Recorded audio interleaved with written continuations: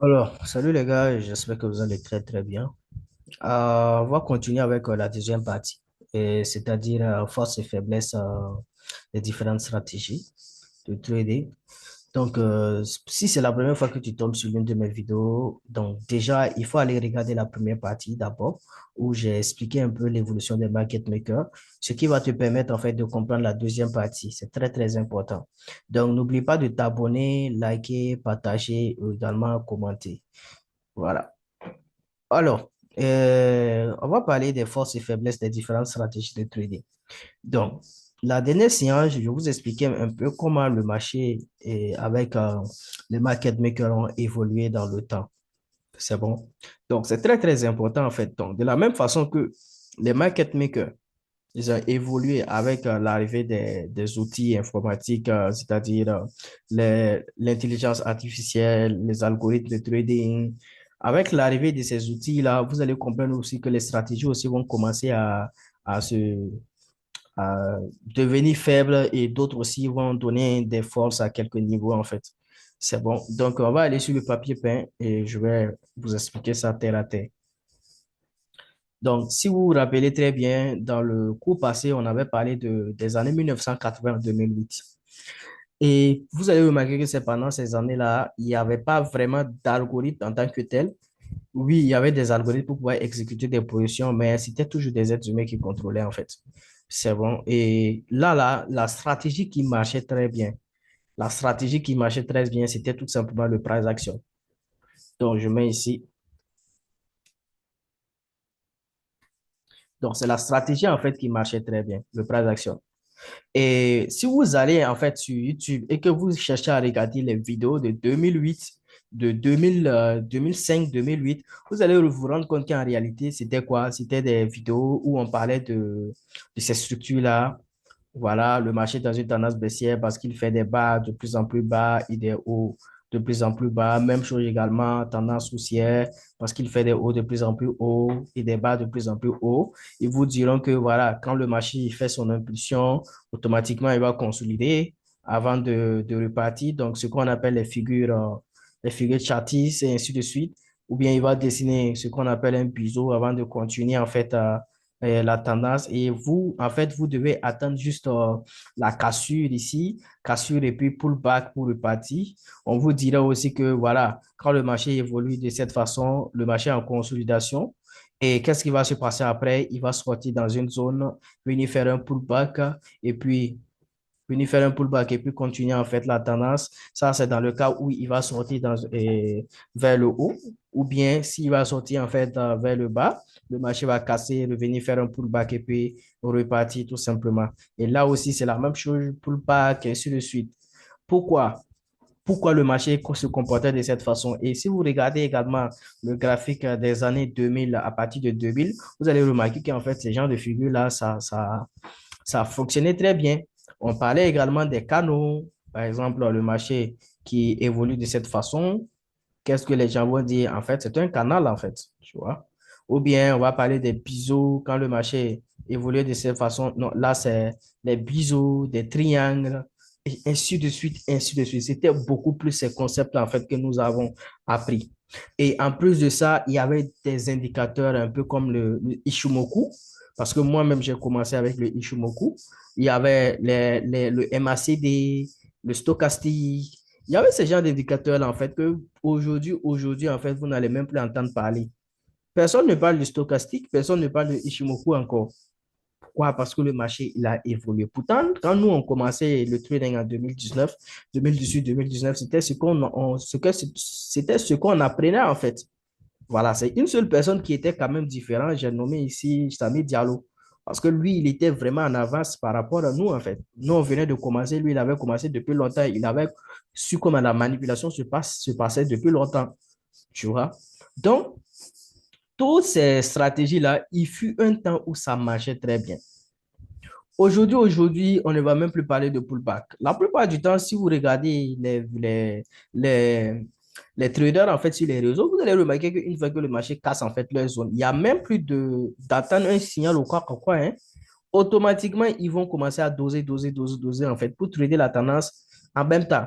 Et quand ils vont doser, ils ne vont pas viser en fait sur de long terme. Non, ils vont juste doser, doser. Une fois que le marché leur donne un peu beaucoup d'argent seulement, ils vont couper en fait. Donc, ce qui veut dire que si le marché retrace seulement, le compte est cramé, et ainsi de suite. Et généralement, c'est ce qui se passe sur les réseaux sociaux en fait. Donc, c'est devenu des dosages en fait, dosages. En tout cas, pour ceux qui utilisent le price action, bien sûr. Donc, à partir de 2008 à 2020 maintenant, c'est à ce moment-là que les stratégies ont commencé à rentrer en fait en trading. Vous avez d'abord la stratégie, la première stratégie qui a parlé en fait de la manipulation, grâce à qui nous sommes des traders aujourd'hui, c'est tout simplement le BTMM. Donc, le BTMM est l'une des stratégies en fait qui s'est présentée, voilà, premièrement en tant que stratégie de manipulation. C'était le BTMM. Et c'est le BTMM qui est venu nous faire comprendre que le marché, en réalité, vu que tout le monde tradait de la même façon, le marché, en fait, est manipulé. Manipulé par qui? Par des personnes qu'on appelle des market makers. Et le BTMM, comme je l'avais dit, c'est une stratégie qui a été divulguée, en fait, par Steve Morrow. Donc, en fait, Steve Morrow, c'est quelqu'un en fait qui voulait même abandonner le trading parce qu'il a remarqué que la façon dont il tradait en fait avec le price action, mais ça ne marchait pas vraiment. C'est quelqu'un qui voulait abandonner le trading et c'est grâce à un ami qui travaillait chez un courtier. Et en réalité, c'est cet ami-là qui voulait prendre sa retraite et qui a décidé maintenant de former Steve Morrow et puis un autre élément. Donc, je pense qu'ils étaient deux, en fait, à suivre, en fait, la formation. Donc, c'est lui, en fait, le coursier, là, qui voulait prendre sa retraite et puis il a décidé maintenant de montrer, en fait, la stratégie de la manipulation à Steve Morrow. Et c'est grâce à Steve Morrow que nous avons su que le marché a été manipulé, que le marché est manipulé, en fait. Et grâce à Steve Morrow aussi, nous nous sommes rendus compte qu'en réalité, toutes ces données en fait que nous avons apprises, qui se trouvent en fait sur YouTube, chacun part regarder et puis se croit trader parce qu'il arrive à dessiner en fait des zones, des ordres et des zones, des trendlines. Il part regarder et puis il se croit trader là. En réalité, c'était tout simplement de la manipulation parce que la majorité des traders, 80 à 90% des traders en fait tradaient de la même façon, tu vois, avec des supports résistants. Nous tous, quand on a commencé le trading, c'était ça en fait. Mais ce que nous, on ne savait pas, c'est que vous voyez les coursiers, vous voyez les fonds d'investissement. En réalité, ces gars-là, ils payaient des influenceurs pour pouvoir créer des contenus sur YouTube, en fait. Est-ce qu'on se comprend? Ces coursiers-là, ces fonds d'investissement-là, ces banques, les grosses banques là, ils payaient en fait des influenceurs pour pouvoir créer des contenus et qui vont placer en fait sur YouTube en fait. Donc c'est comme aujourd'hui en fait les histoires avec les affiliations là. C'est la même chose en fait. Donc ça veut dire que dès le départ en fait, dès la base en fait, nous on était vraiment à l'aise. Parce que même nous qui avons commencé le trading à partir de 2019 là, si on partait sur YouTube là, c'était ce type de contenu là que nous on avait en fait. Et vous allez remarquer que la plupart, en fait, c'était tout simplement des Européens. Des Européens, en fait, ceux qui sont à l'extérieur, en fait, qui donnaient, en fait, ces cours-là. Tu vois? Et Dieu merci, grâce à Steve Morrow, qui a vraiment divulgué, en fait, la stratégie de la manipulation sur le net. Et grâce aussi à Sami Diallo. Sami Diallo, c'est l'un des pionniers, en fait. On va dire, c'est grâce à lui que nous tous, nous avons fait confiance à la stratégie PTMM. C'est grâce à lui que beaucoup de personnes, surtout les traders en Afrique ici, là, ont connu en fait la manipulation. Et tous ces grands coachs que vous voyez actuellement là, ils sont passés en fait par Sami Diallo. Je ne vais pas citer nos noms pour ne pas créer des problèmes, mais tous ces coachs que vous voyez actuellement là, ils sont passés en fait par Sami Diallo pour pouvoir se mettre en place, pour pouvoir apprendre un peu la manipulation. Donc, c'est Sami Diallo, en fait, qui a réussi à maîtriser, bon, oui, qui a réussi à maîtriser, en fait, la stratégie de la manipulation et qui a divulgué ça en Afrique ici. Si je vais dire Afrique, je vais parler Afrique de l'Ouest. Parce qu'en Afrique, l'Afrique anglophone, là-bas, là, il y avait déjà des gens qui ont maîtrisé, en fait. Mais en Afrique de l'Ouest, ici, là, c'est Sami Diallo, en fait, qui a divulgué ça avec sa structure, la Monster.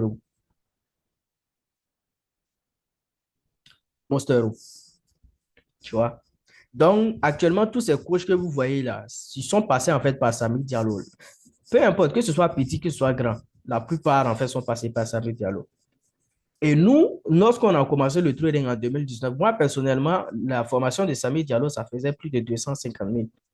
Tu vois, et 250 000, en ce moment, on était des étudiants, on venait d'avoir le bac et voilà. Il n'y avait pas assez d'argent pour suivre la formation. Donc, ce qui a fait que chez moi, ça a été un peu différent, c'est que je suis allé directement suivre la formation de Steve Moreau parce qu'il avait divulgué ça en fait sur YouTube. Et c'est en suivant en fait cette formation de Steve Moreau là que nous nous sommes rendus compte qu'en réalité, cette structure où on disait que le marché est dans une tendance baissière ou parce qu'il fait des hauts et de plus en plus hauts, cette structure-là, en fait, c'est une structure de manipulation. Parce qu'ils profitent de ça, en fait, pour pouvoir savoir où se trouve la liquidité et ils vont aller chercher, en fait, la liquidité là. Donc, grâce à la formation du BTMM, nous avons compris qu'en réalité, une structure va commencer par un pic, faire trois levels et se terminer par un pic également. Donc, quand on prend de cette façon également, grâce à la formation du BTMM, nous nous sommes rendus compte que lorsque le marché il fait trois levels, il casse ici. Par exemple, les gens qui vont dessiner en fait les BOS là, voilà, le marché il casse de cette façon. Lorsqu'ils vont commencer à monter, nous savons que cette hausse-là ne va pas aller plus loin, mais on va plutôt faire un reset et puis retourner en fait dans la tendance baissière. Donc, pendant ce temps que ceux-là qui ont vu la cassure ici, ils vont attendre ce qu'on appelle leur pullback pour pouvoir renforcer ici. Et lorsqu'ils vont renforcer, le marché va revenir tout vider ici en fait. Et puis, récupérer en fait leur SL et puis continuer en fait la tendance. Donc, tout ça, c'est quoi? C'est grâce à la formation du PTMM que nous avons compris qu'en réalité, trader comme la majorité revenait tout simplement à trader, revient tout simplement à être de la liquidité. Voilà. Et grâce à la formation grâce à la stratégie de BTMM, nous nous sommes rendus compte qu'en réalité, le marché fonctionne sous forme de cycle. Je ne vois pas. OK. Le marché fonctionne sous forme de cycle, c'est-à-dire false move, pique, false move, et ainsi de suite. False move, tendance, false move, ainsi de suite. Tu vois? Donc, c'est grâce à cette formation que nous avons compris en fait la manipulation du marché. C'est grâce à cette formation que nous avons compris que dans une tendance donnée, par exemple, si le marché doit continuer la tendance, ils sont obligés de créer en fait ces mouvements-là pour pouvoir inciter les traders suiveurs. Peut-être ceux qui traitent les cassures, peut-être ceux qui traitent les croisements de moyenne mobile, ils vont venir tout simplement commencer à buy, buy, buy, buy, buy. Mais vu que nous connaissons la structure, la vraie structure du marché, nous, on attendait tout simplement que le marché il puisse être équilibré et lorsque le RSI allait tester la L50, on allait continuer en fait avec la tendance baissière. C'était grâce en fait avec cette stratégie-là. Donc, le BTMM en fait a été divulgué autour de 2011, si je ne me trompe pas bien. 2011. Et ensuite, après le BTMM, il y a une stratégie qui est venue. C'est-à-dire maintenant, on a le ICT.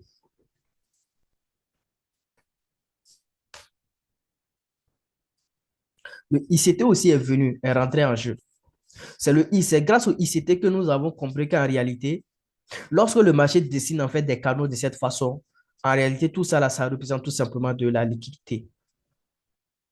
Liquidité, liquidité, liquidité. Et avant, on disait quoi? Le marché, il allait casser, venir faire un pullback et puis repartir.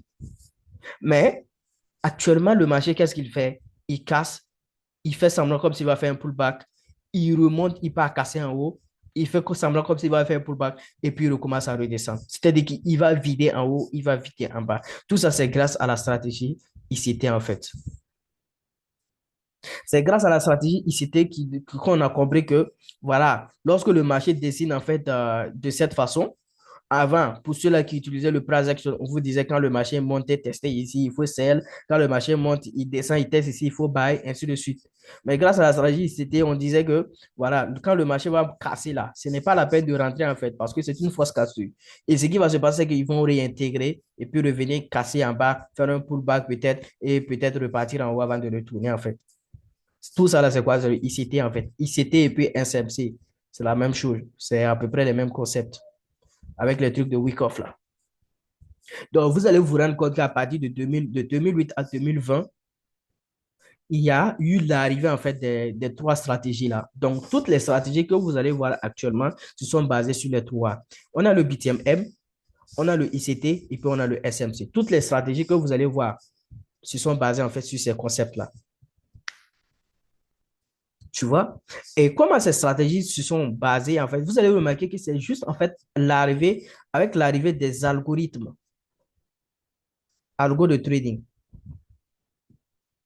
C'est juste avec l'arrivée des algorithmes. Parce que l'algorithme, en fait, c'est de la programmation. Donc, ils ont juste programmé des algorithmes. Ils se sont basés sur la stratégie du price action, en fait, pour pouvoir programmer ces différentes stratégies-là. Et maintenant, vu qu'il y a l'algorithme en fait, qui va les permettre d'exécuter plusieurs positions à la fois, donc le travail devient beaucoup plus facile en fait. Tu vois? Donc, le fait de monter ici, vider les gens, descendre et puis vider les gens là, ils vont le faire en une fraction de seconde. En une fraction de seconde, en fait, ils ont déjà fait ça. Pourquoi? Parce qu'ils ont l'algorithme en fait qui leur permet de pouvoir exécuter plusieurs positions à la fois. Mais jusque-là, c'est comme je le disais, en fait, ça restait toujours des êtres humains qui contrôlaient le marché. Parce que si vous regardez les salles de marché dans les années 2008 à 2020, il y avait toujours des gens, en fait. Il y avait toujours des êtres humains qui étaient toujours assis devant leurs écrans et voilà, ça discutait, ça prenait des téléphones, des coups de fil et ainsi de suite. Tu vois? Donc, les différentes stratégies que vous voyez aujourd'hui, en fait, se sont basées sur le price action pour pouvoir se mettre en place. Maintenant, l'erreur aussi est d'utiliser cette façon de travailler-là à aujourd'hui.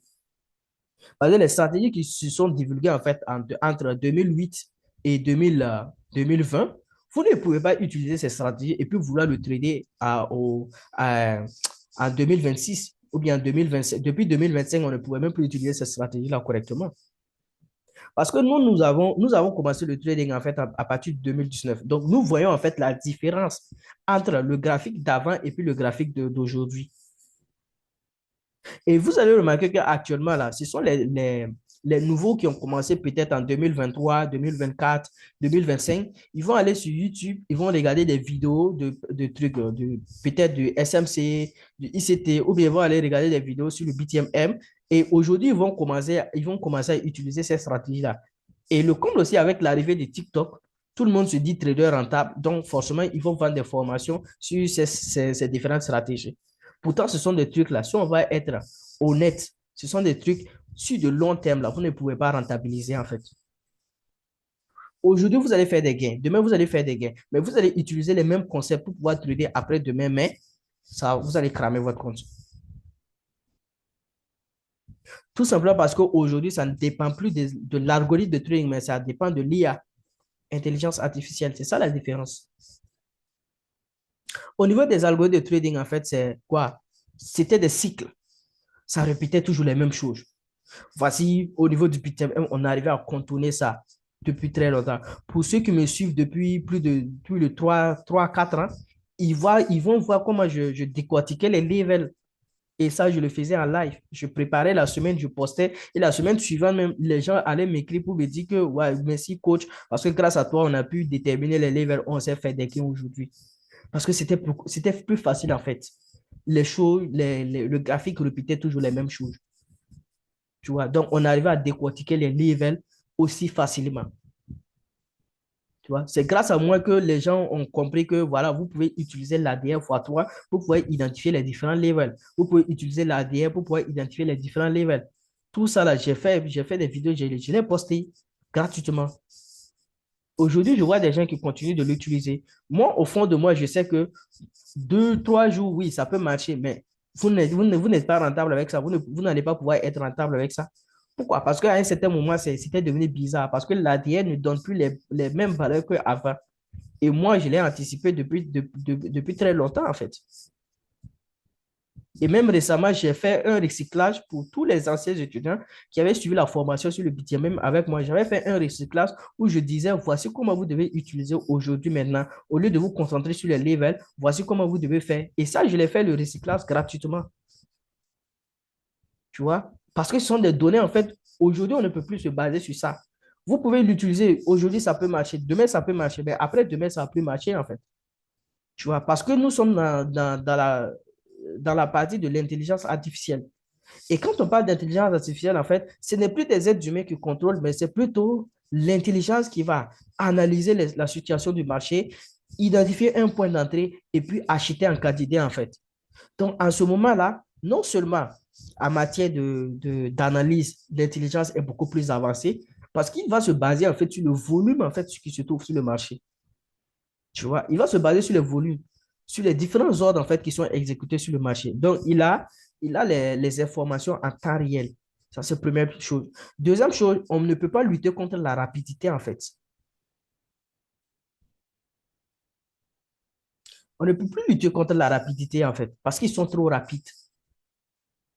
Ils sont trop rapides, en fait.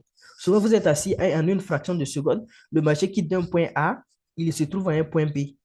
Pourtant, il n'y a même pas d'annonce économique. Tu vois? Donc, ici, on va parler du trading haute fréquence.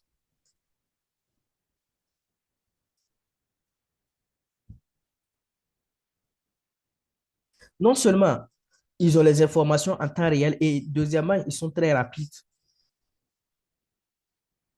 Nous, avec l'avantage de la UBS stratégie, c'est que nous savons à quel moment ils vont rentrer. C'est juste ça, en fait.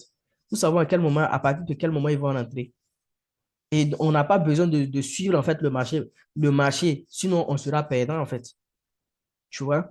Et aujourd'hui, en fait, la stratégie qui marche sur le marché, en fait, c'est une stratégie qui s'est basée sur le BTMM, vu que beaucoup de personnes utilisent le BTMM aujourd'hui, et le ICT aussi, vu que beaucoup de personnes utilisent, en fait, les ordre blocs, liquidité, et ainsi de suite.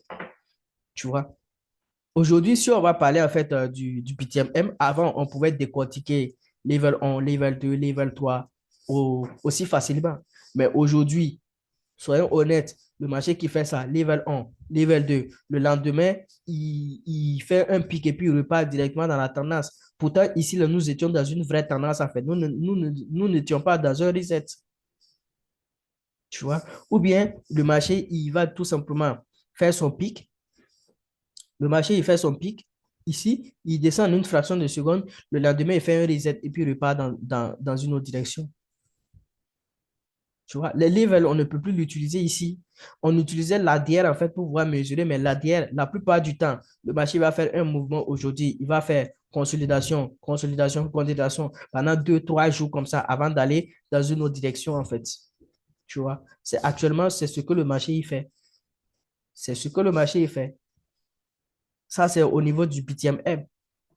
Si on va aller plus loin, au niveau de ceux qui utilisent le ICT, la dernière fois, j'ai posté une vidéo, j'ai vu quelqu'un qui a dit que oui, les ordres blocs marchent toujours au niveau de l'euro USD et du GBP. Je n'ai pas dit que ça ne marche pas.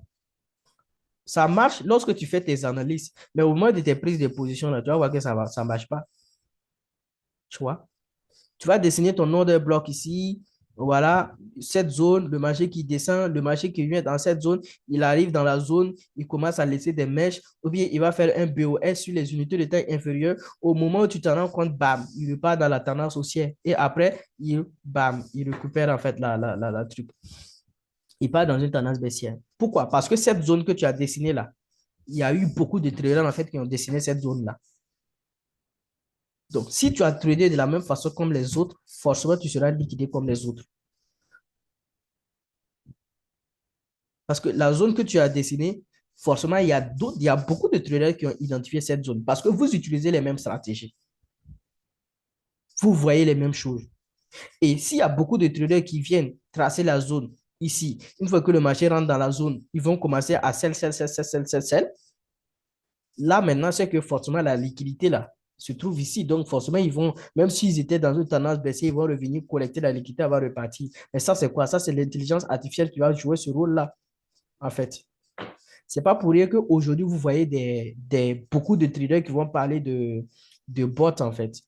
Les bots de trading, les algorithmes. Bon, chacun va essayer de vendre, en fait, ses indicateurs, en fait, ses algorithmes, ses bots. C'est pas pour rien, en fait. Parce que si on va aller sur le marché de cette façon, c'est vraiment, vraiment, ça sera vraiment compliqué. La majorité des traders que vous voyez sur les réseaux, c'est beaucoup plus de price action, hein, et ils font beaucoup plus de scalping. Lorsque le marché va casser le support, ils vont doser, doser, doser. Et le marché ne va même pas faire un long mouvement. Ils vont couper les positions et puis ils vont montrer les gains. Parce que vous ne pouvez pas rester sur le marché pendant très longtemps, en fait. Tu vois? Même au niveau de la liquidité. Liquidité ici, liquidité ici.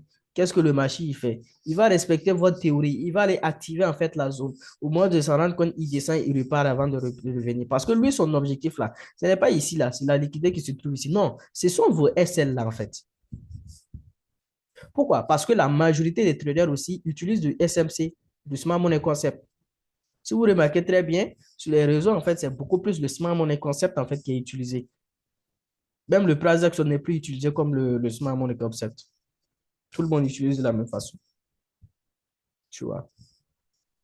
Donc, actuellement, le, les stratégies qui fonctionnent, en fait, ils sont basées sur le ICT, sont basées sur le SMC, sont basées, en fait, sur le BTMM aussi pour se mettre en place. Donc, ce qui fait que ces différentes stratégies aussi, au jour d'aujourd'hui, en fait, ça sera très compliqué pour vous de rentabiliser avec ces stratégies.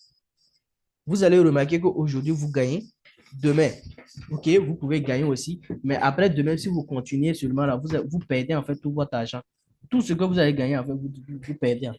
Souvent, vous êtes assis, vous ne comprenez même plus ce que le machine est en train de faire. Tout simplement parce que vous tradez comme les autres. Vous ne cherchez pas à vous actualiser. Hmm? Allez-y sur le net. Faites, recherchez en fait des salles de marché. Les salles de marché des années 2008 à 2020 là. Et puis une salle de marché en 2026 là. Ce n'est pas pareil, hein, c'est complètement différent. Vous allez voir que les salles de marché commencent à être vides en fait. C'est juste pour dire qu'actuellement, les banques, les fonds d'investissement, les brokers, ils ne recrutent plus de traders en tant que tels. Mais ils recrutent quoi? Des informaticiens, des programmeurs.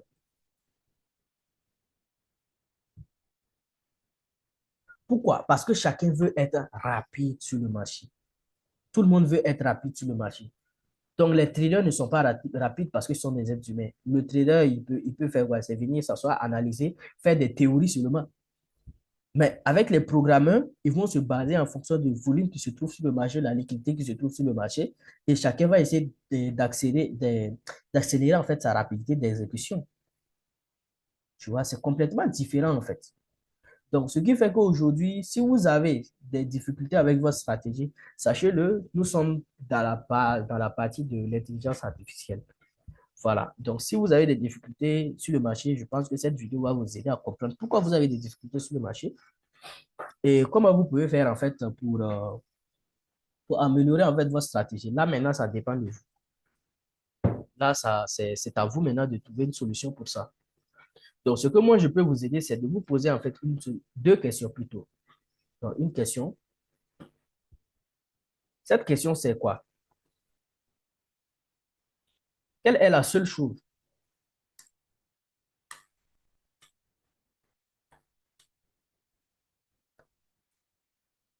Quelle est la seule chose que les market makers ne peuvent pas me cacher?